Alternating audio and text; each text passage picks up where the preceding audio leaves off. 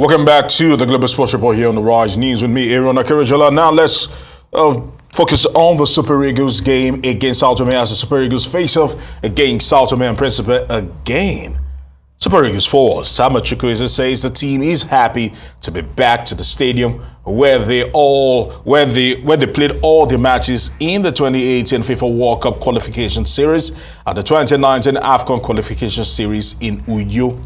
Chukwueze is of the opinion that more work needs to be done on the MKO Abiola Stadium to make the play easier. Nigeria on 12 points and 2 points ahead of second place. Guinea-Bissau have already qualified for the finals with only the group leadership to sort out after this weekend's final day games. Guinea-Bissau's Jotus hold third place and already eliminated Sierra Leone in Bissau, and the win will take them to 13 points. Victory for the Super Eagles in New York will take them to 15 points on top of the group, and no matter what happens in Bissau.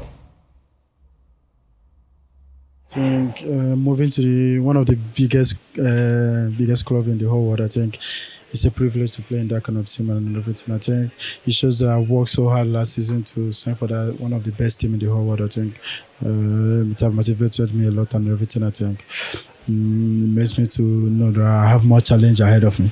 I think I can't wait to start playing with Rafa Leao and Okafor and so many of them, Christian Pulisic, because we have a fantastic team. I think the most important thing for us to win this game on Sunday, I think we have to win this no matter what, because it's very, very important to win this game and to bring our fans more closer to us, because I think they are far away from us these days. So we have to win this game to bring our fans more closer to us, because it's been long we won a home game in Nigeria, so I think winning this game will be very, very important for us. For me, I think there's no two ways about it. I think I love playing in New York Stadium because they have a nice pitch and a good facility here. And I think when you play in New York, you are rest assured that you're going to win because you have a very fantastic pitch and everything. Well, I'm not saying Abuja doesn't have a pitch or anything, but they have to try to do so many good things in the pitch because it's not good. But Uyo is a very nice pitch for us to play. Now let's cross live to Uyo, and someone is live there at the Godswill Akpabio International Stadium in Uyo, and probably will be giving us a first-hand assessment of the pitch, because in private conversations with Samuel Chukwueze and myself, he has spoken about the pitch. But it's good to have you, Abi Iyomo. Abi, how you doing today? And I can see you are right on the turf there. Thank you. Okay, let's get it started. Definitely, Aaron. Let's get it started with this. You look at this. When I spoke to Samuel Chukwueze when they were in Lagos for their last qualifier, he also spoke about the pitch, and he mentioned the fact that what is applicable in Europe is quite different from what is applicable in Nigeria, because I accused him right to his face that, gentlemen, you actually put in superlative performance for his former club, talking about the Yellow Submarines, VRL. He's now with AC Milan. But when you come to Nigeria, you're almost like a dud. And he said the pitch is the big problem. And a lot of people questioned why the World Cup qualifier was even taken to Abuja. And that pitch was not good enough. But we're back to Uyo. Is there any talk? Because when I spoke to Babafemi Raji yesterday, I also mentioned the fact that people talk about the fact that there might be some superstitious belief that anytime we play at the Godswill Akpabio International Stadium, we get to win. Do you just think it's science or superstition? Give us your own take of this. Well, Aaron, when it comes to football, definitely sometimes you get the superstitious beliefs and all of that, but you also look at the mindset of the players moving on to the game. We always know that in the times Nigeria played against other teams in Abuja, at least in the past 2 years, issues were arising at the moment. We talk about the pitch, but at the same time, in the same breath, Kenneth Omeru about 2 weeks ago on the Rise News said this team always have a constant change of managers as well. So when you're coming to a game with this manager and another game with a different manager or a different technical crew, it could also change the mindset of the players or how good they might be, especially when it comes to the pairing. So that aside, but I also think that One thing is sure about the Abuja Stadium, the lack of proper management. Here at the Gospel Pablo Stadium, as you can see, the pitch is actually a different issue from what is seen in the Abuja Stadium. When this stadium was made, a 10-year contract with Julius Baja was set up to ensure that the stadium is always at the best. And you can't actually underemphasize the fact that this stadium is up to par. So when it comes to Abuja Stadium, money was spent, a huge amount of money was spent, but I would not say it was properly managed, because in the space of about 2 years or 3 years, it has definitely deteriorated once more, in which the new minister of sports says the stadium will come back to the state it was when they played the first game after a very long time in the Abuja Stadium. All right, AB. First of all, kudos. Some people, I don't like to do this, but credit must be given to the former governor and right now the Senate president, talking about Senator Godswill Akpabio, for what he actually did at that particular stadium. And the investments, like you said, an extended contract was actually given, because Abuja has been changing hands from minister to minister, trying to actually revitalize our stadium. But that stadium has been a hot mess. Now, going into tomorrow's game, I've seen the greens. It's looking lush, I must say. Going into tomorrow's game, with the look of the pitch, seeming like it will just be free flowing. Let me just put it this way.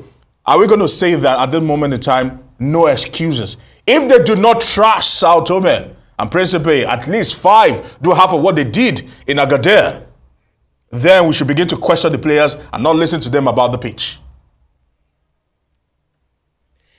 Well, Aaron, you rightfully said in the first game it was 10-0, but another thing we'll have to put into cognizance is the fact that this game is more or less a game to test the new players. Nigeria's already qualified, but they need to determine who sits top of the table, as Guinea-Bissau follows with 2 points behind. But there are 3 new players in the squad. Gif Oba, Toro Nariga, his name is very difficult to pronounce, and definitely Victor Boniface, who is doing so well in Bayern Leverkusen there. So I would be of the opinion that the coach actually changes hands, not all of the usual starting 11, to see how good these players are. As we know, this is the last qualifier before the AFCON. Hopefully, they get to play in a friendly game, a quality-friendly game before that, but that is still left to be seen.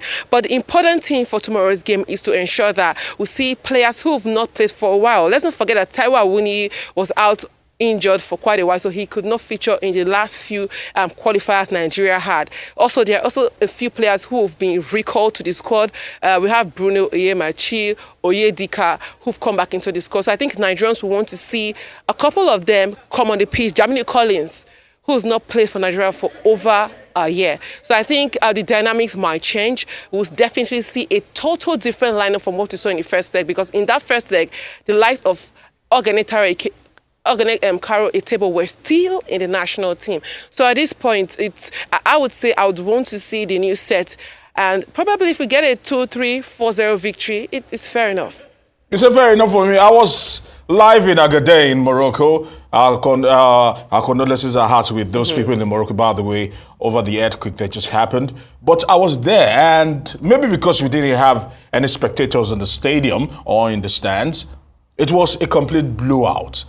And because you've just mentioned names, and these names you still mention that might be inclusions into the team are still heavy hitters. You mentioned Boniface that has been turning heads in Europe. You're mentioning Jamie Collins that has been doing very well for the Dragons, talking about FC Porto, and several other names.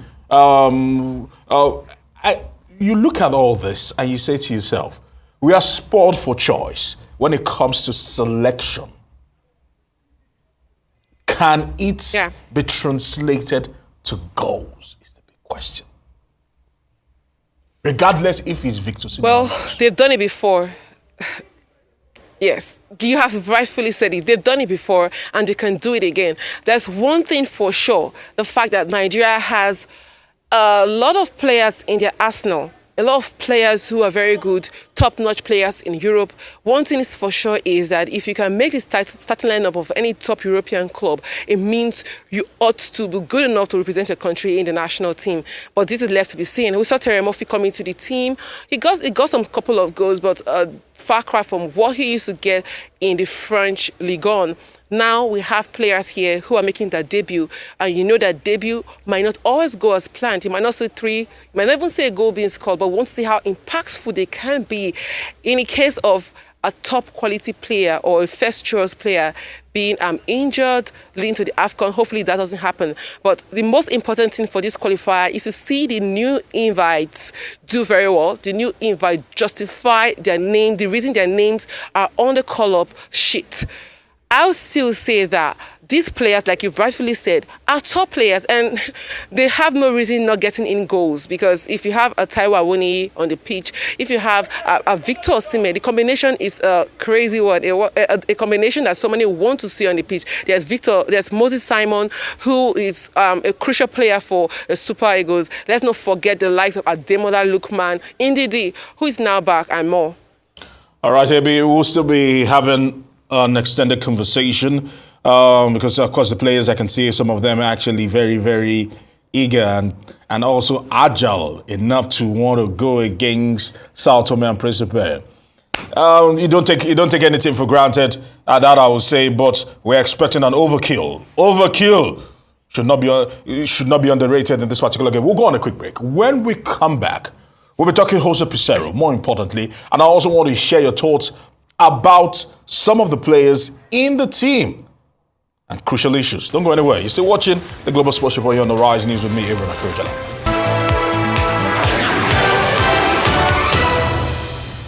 Welcome back to the Global Sports Report here on the Rise News. Still on the Super Eagles issue as we build up to the particular game between Nigeria and Sao Tome and Principe.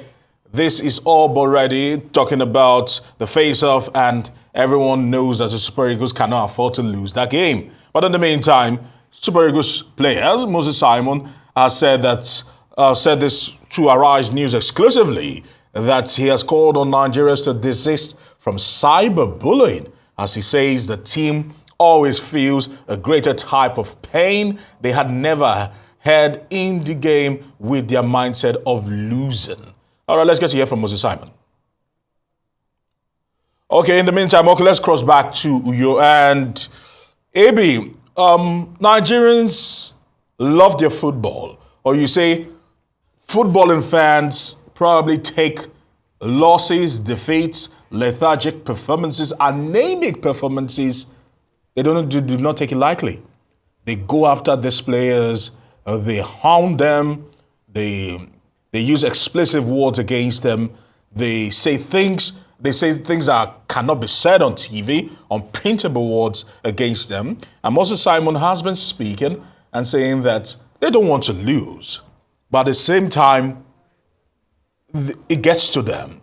And I look at it, and my own question to you today, as a journalist that has covered the game, where do you draw the line between trying to make your feelings known and also cyberbullying?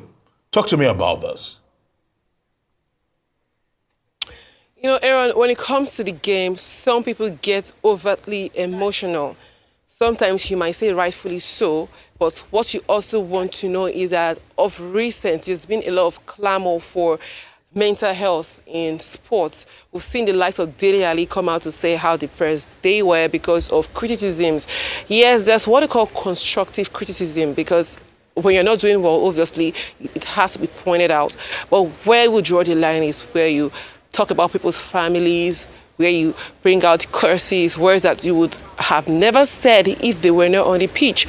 Because I don't think there's anyone who will go on the pitch to want to just lose. Sometimes you cannot give what you do not have. And other times, these players go in there with other issues pouring down on them. We've seen players go into games after losing their parents. We've seen players go into games even while ill, probably while not properly fit and all of that. But I would always say that Nigerians love football. Nigeria is a footballing nation, and they do not take it for granted. So just as we see happen in Europe, where they try to curtail it, where fans are banned and or all of that, you could actually extend such hands to people. You could actually go in and look at these comments of these people who threaten, who send death threats to players, who curse their parents, their children, their unborn children, and all of that. But I will still say that Nigerians are overtly emotional. Not just Nigerians, but football fans in general. But it has to be curtailed. All right, that's to be curtailed. You made mention of a statement that no player goes into the pitch of play to put in a horrific performance. I will beg to disagree. Even though I am completely against cyberbullying, but sometimes some players do not show heart. They just go there and they just want to treat it like another day in the office. Meanwhile, emotions are riding on that. Meanwhile, destinies are riding on that. Because, for example, we were all there in Abuja last year as we prepared for the World Cup qualifier against the Black Stars of Ghana. And we saw the Super Eagles players. And the body language of the Super Eagles players did not carry the body language of a team that knew the weight of expectation on their shoulders. Ultimately, it played out the way it did. And some even said that Leon Aderemi Balogun actually did the unthinkable, did something that was almost sacrilege, which is, in the spirit of sportsmanship, it is the right thing to do, but it showed where their hearts were by going to congratulate Ghana, who are arch rivals of Nigeria, in a game of that magnitude. Instead of you to be weeping and bury your heads in shame, some people felt that was uncalled for, and they went after them, which was wrong. But at the same time, how do these players get to understand that this is not just a job for them, that this is, for some people, life and death, like some ex-footballers would say? Well, Aaron, when it comes to football, like they say, sometimes you cannot give what you do not have. For that game in particular, not wanting to go back, but you look at the starting lineup and you get confused why these players who may have reached their prime or their end time with the national team are getting invited. And you expect them to do wonders against a side that have brought in new players who are young, hungry, and fighting for something different. But you look at the players like Osimhen, like a Victor Osimhen. I would say Victor Osimhen does not go into any game with the mindset of losing, even when he knows that game might be bigger than he is. Look at a player like probably Iwobi. Look at a player like Osai Bright. Look at a player like Calvin Bassey. Sometimes you get your bad days, and other times you are not just good enough, but it doesn't mean you will not come into that game with fervor, with a lot to give on the field of play. But like I would always say, Nigeria and Ghana, that game is a game that brings in bad memories to Nigerians. But in that same vein, I would say not just the players are to blame. We're to blame in that game. Other factors led to the ouster from the World Cup tournament. All right, AB, let's because we are just myself and the viewers are just witnessing the rout that was 10-0 against Sao Tome and Principe, which was last year, and I look at that. Jose Pizarro announced himself with a bang. And let's talk about Jose Pizarro. And for the coach, Jose Pizarro, who got his contract extended, he will have to choose between resting some core players and testing the new ones. Pizarro has the mandate of leading the Super Eagles in the minimum to the semifinals of the 34th Africa Cup of Nations finals in Ivory Coast. He also agreed to continue in the role after accepting a pay cut on his earlier terms, with the new arrangements right now also putting him in charge of the Super Eagles Team B, the home-based professionals they are called, who contest in the biennial African Nations Championship. Now, after inviting 3 new players, Belgium-based centre-back Jordan Tonariga and forward Victor Boniface and Gift Orban, and recalling Bruno, and also don't forget Rafael Oyedika and Jamiu Collins, Nigerians will hope to see some of them in action. Now, AB, Jose Pizarro divides opinion. No doubt about that. But first of all, what do you think about the contract renewal that he actually got? A lot of people said he should have actually been shown the Exeter. For you, do you think it was the right move keeping him and ensuring that he finishes the job he started? Aaron, at this point, I would like to say Jose Pizarro is doing Nigeria a huge favor because you know that not so many will play, would work for over 6 months without pay. So now we're Nigeria to the NFF to sack him. Who's going to pay the backlog? He was actually brought in on a pay cut. So I'll say he's doing Nigeria a favor at this point because they do, according to the NFF president, the funds are not there to actually pay the initial stipulated fees to Jose Pizarro. So where I have some issues is the fact that it was put in public. They always knew they were going to renew his contract. So why ask him in public to take a pay cut? Why ask him to decide whether he wants to continue or not? If you know you want to continue with him, then continue with him. If you know you do not want to continue with him, then release a statement. But speculating, leaving the masses to just have all their views about a contract extension, I think is funny. It's just how the management of the administration actually works. But I'll still say that the contract extension is actually Pizarro doing Nigeria a favor because the money is being owed is a huge amount. But you cannot even take away. You can also take away the fact that the biggest brand when it comes to football in Africa is the Super Eagles. So that should count for something. Because if you say he's doing us a favor, he's coaching the biggest team in Africa. Then the biggest team in Africa should pay. You ought to, if you're the biggest team, Okay. you ought to pay. That's the fact. You ought to pay. The thing is, the Super Eagles houses some of the greatest, some of the best players in the world, not just in Africa, because Victor Osimhen made the Ballon d'Or list. That is one to tell for Nigeria. We also had the likes of Boniface, Taiwo Awoniyi rocking it out in the English Premier League and all of that. That should count for something. That should count for the image of Nigerian football. That should count for more money, more revenue generation. But we are really not seeing that. We're actually seeing a bit of a backslide, especially when it comes to funds.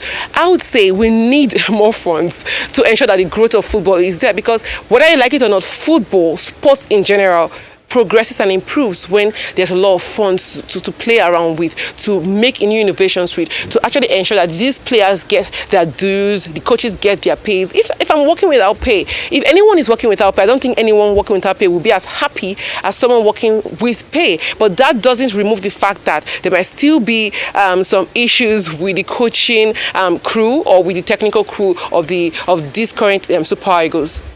All right, from the get-go, Jose Pizarro has been very emphatic, and he said it he has shouted to the high heavens that he will win the Nations Cup in 2024. With this squad and with what you've seen so far, can he do it? Aaron, the squad for Nigeria was never the problem. In 2013, when Nigeria won the African Cup of Nations, they did not even have this type of squad. The thing is, the unity of the team, the cohesion, the chemistry, the particular coaching crew at that moment, because you do not expect to come in. Yes, you're going to be giving big players. We've seen nations with big players not even win any trophy at hand. So now, how do you use these players? It's one thing to bring Taiwo Awoniyi. It's another thing to use Taiwo Awoniyi well with Victor Osimhen, because you can't just be using Osimhen in every single game or without someone who's as pushful and forceful as he is.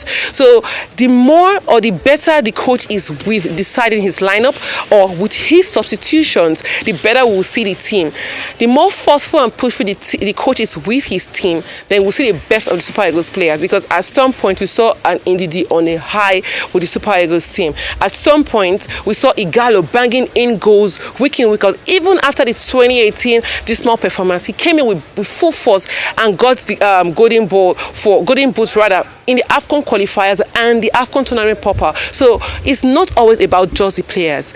We should also center on the coaching department. How do they coach these players? So many players have come out to say that when it comes to coaching, it's not about shouting, move faster, put your body inside that. No, there's more to it. We see other coaches giving tactical directions, but in quite a while in Nigeria, it has been a different story entirely when it comes to coaching.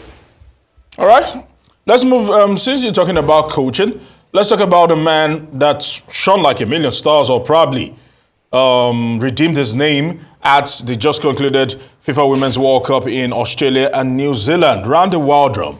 He wasn't given an extension, and when his contract expired after the World Cup, they just let him go. And some would say that with the kind of superlative performance he put at the World Cup, he should have been the one to be given a contract extension as against Jose Pizarro. What do you have to say about that? Well, Coach Randy Waldrum definitely proves doubters wrong. They got to the round of 16.